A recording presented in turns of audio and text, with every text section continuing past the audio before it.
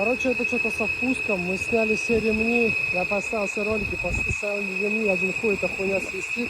Я в ахуе, я не знаю, что за, блядь, где это, нахуй. Я же топнул, что-то где-то выдавило, походу, или что. Я не понял, короче, не знаю. Пиздец.